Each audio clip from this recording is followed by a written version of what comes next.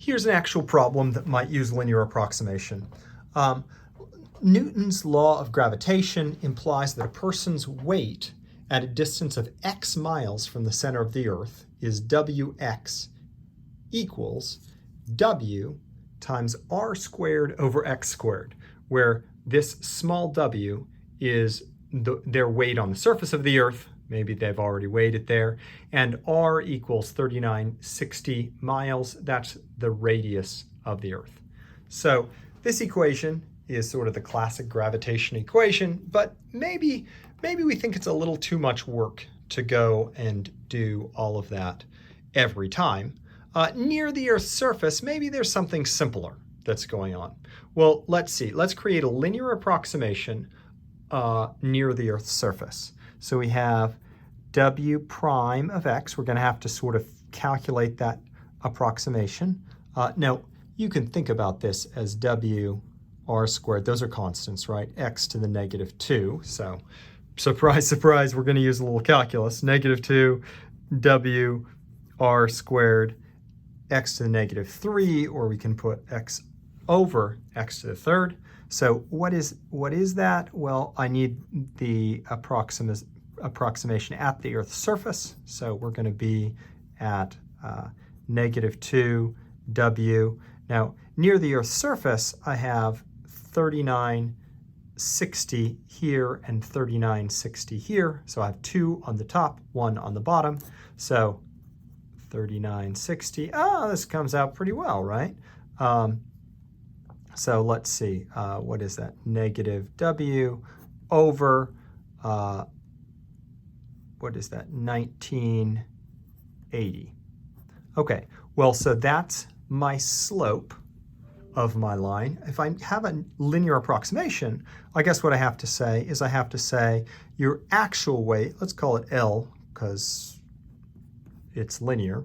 Okay, my linear approximation is going to be negative w over 1980. I mean, that's a pretty small fraction, right? Times, let's see, what should I have there? I guess I should have x minus 3960 plus, well, what is it that this is supposed to be at 3960? Well, your weight at the surface of the Earth is actually your weight at the surface of the Earth, right? 3960 squared over 3960 squared. So this is a nice linear approximation, right, of someone's weight x miles above the center of the Earth. Okay, so here's where the going gets rough. Let's see if we can do estimate somebody's weight that's 160 pounds, 40,000 feet in the air. So L of 40,000 feet in the air. Uh-oh, wait a second. I'm going to have to get my units the same, right? This is in miles.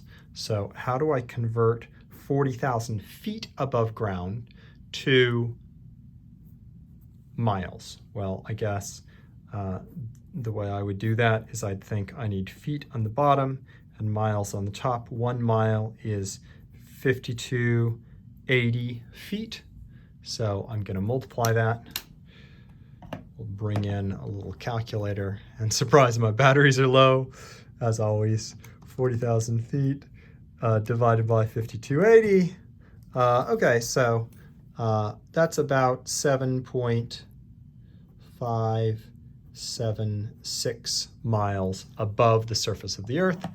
So what's x? Well, it's that much above the Earth. So let's see, it's that number plus 3960.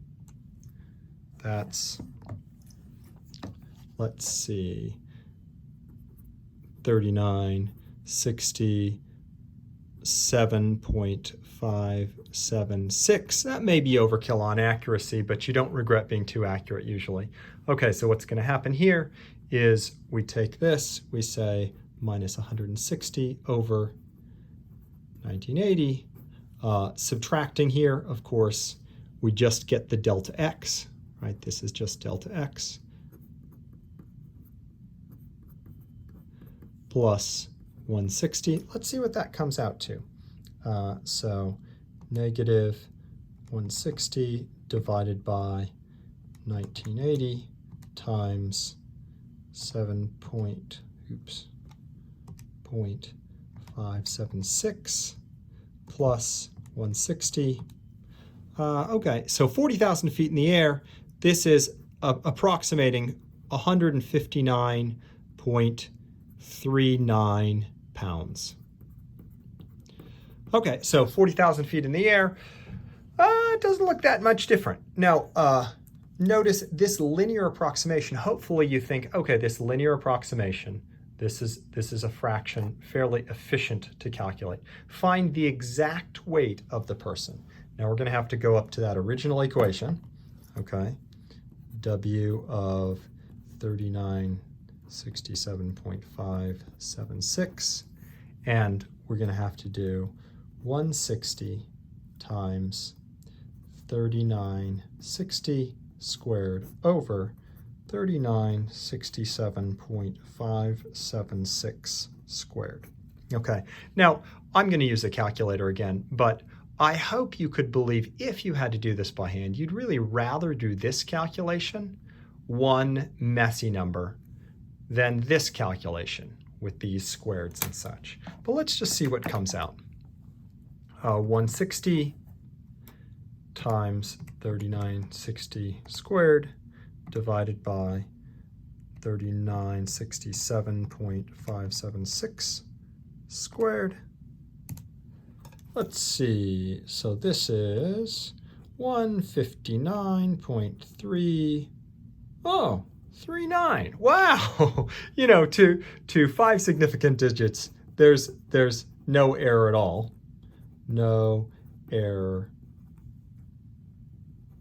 to nearest hundredth. I guess a straight line is a pretty good approximation there.